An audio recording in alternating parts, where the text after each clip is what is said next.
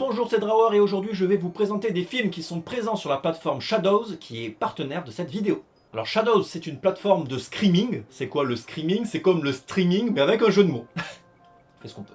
Si tu veux, c'est une plateforme vidéo comme Netflix mais spécialisée dans le cinéma d'horreur. Il faut déjà savoir que c'est une plateforme française, donc Cocorico, mais aussi qu'elle est faite par des passionnés, donc Cocori... Je vous ai eu. La plupart des films que je vous présente sur cette chaîne sont dispo sur la plateforme. Alors j'aurais pu faire une vidéo où je vous conseille des films archi connus qui sont présents sur la plateforme, comme je sais pas moi, Hellraiser de Clive Barker, Halloween de Carpenter, Cannibal Holocaust de Deodato, Babadook de Jennifer Kent, Battle Royale de Fukasaku, L'Orphelinat de Bayona ou encore Reanimator de Stuart Gordon. Mais je vais pas le faire. Non! Non, je vais vous parler de ces petites pépites méconnues, de ces films qui sont formidables, mais que vous avez peut-être pas entendu parler, et qui seraient intéressants, du coup, de regarder. J'ai pioché dans différents sous-genres, comme ça il y en a un peu pour tout le monde, hein, voilà, tout le monde est content. C'est parti? C'est parti.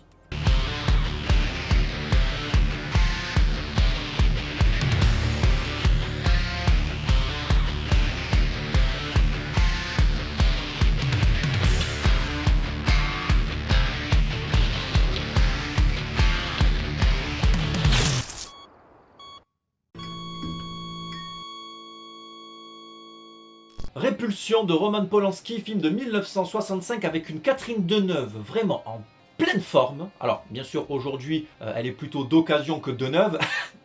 Et du coup ça raconte l'histoire d'une femme qui se retrouve chez elle toute seule et qui va sombrer petit à petit dans la folie.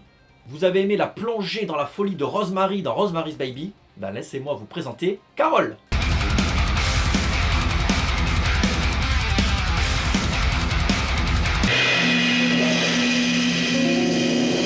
Ce film est le premier de la trilogie des films d'appartement de Roman Polanski, avec aussi Rosemary's Baby et Le Locataire.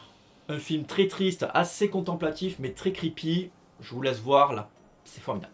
The Greasy Strangler de 2016, film de Jim Hosking, dont je vous ai déjà parlé sur un vlog, voilà, film qu'on a vu en festival. Donc là, ce film est un ovni total, c'est vraiment un film complètement barré, c'est un slasher what the fuck, qui est produit par Elijah Wood, qui produit beaucoup de films de genre et qui est vraiment excellent. On y suit un gars qui s'enduit de graisse pour tuer des gens la nuit. C'est très drôle, c'est un film à voir entre potes, et la BO est vraiment super, c'est très électro et tout. Le jeu d'acteur est vraiment très drôle et il y a de très très bonnes punchlines. Donc voilà, donc petit film à voir entre potes, très très cool. Par contre, si vous n'aimez pas la vision de parties génitales de personnes âgées, passez votre chemin. Moi j'aime bien. Je vous propose aussi Blue Ruin, j'ai un accent terrible, film de Jérémy Saulnier de 2014 qui est vraiment une petite pépite. Ça nous parle d'un gars qui a une giga beubare, encore pire que la mienne, et qui va être victime d'une injustice et qui va se venger. Donc voilà, c'est un film de vengeance. You're weak.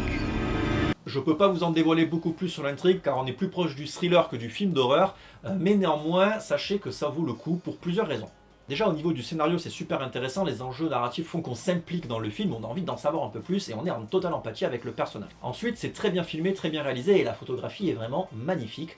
Pour un film de revenge, comme ça un revenge movie, je trouve que c'est bien d'avoir mis l'accent plus sur une imagerie plutôt que sur une narration parce qu'il y a très peu de dialogue, vous allez voir c'est très incisif et ça va de suite à l'évidence. I don't know how this ends. En plus, ce qui est intéressant, c'est que ce héros est loin des clichés habituels. Bon, c'est pas un surhomme, quoi, tu vois. Donc, on peut bien s'identifier, comme je vous l'ai dit. Et si vous aimez les descentes aux enfers, ce film en est un exemple concret. Donc voilà, un film posé, calme, avec de la violence en arrière-plan, tout ce qu'on aime.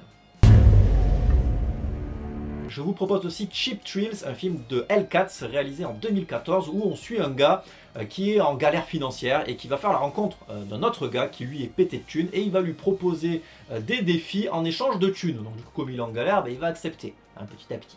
Ça commence par juste toucher le cul d'une stripteaseuse contre 200 € et après ça part allègrement en couille, vous imaginez bien. 500 bucks if you hit him first.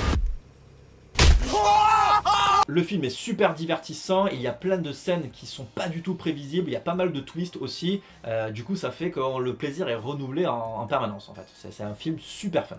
Les acteurs sont vraiment super cool. D'ailleurs, il y a cet acteur formidable que j'aime beaucoup qui s'appelle Pat Healy, qu'on a pu voir dans Carnage Park, un film qui a été sous-estimé, qui s'est fait défoncer sur IMDb, je sais pas pourquoi, mais j'adore ce film, j'en ai parlé aussi dans un vlog, tu peux aller le voir.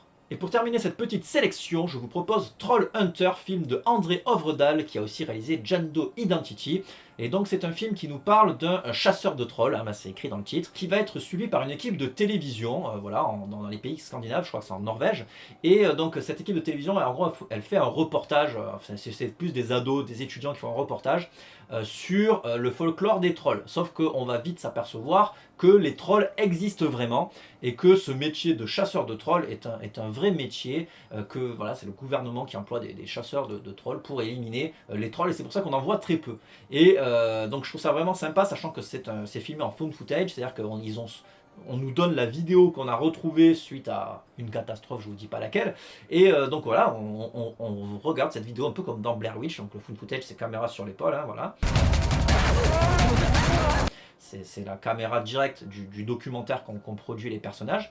Et donc voilà, donc c'est super intéressant, le film est super astucieux. On en a parlé dans le podcast Sans Visage, vous pouvez aller écouter ça. Je vous mets le lien dans la description, bien sûr. Il y a plein de bonnes idées qui nous parlent des trolls, c'est-à-dire qu'il y a des coups de poing qui ont été faits dans une caisse, et on va dire que c'est un troll qui l'a fait, des arbres qui ont été abattus, on va dire que c'est les trolls qui les ont fait.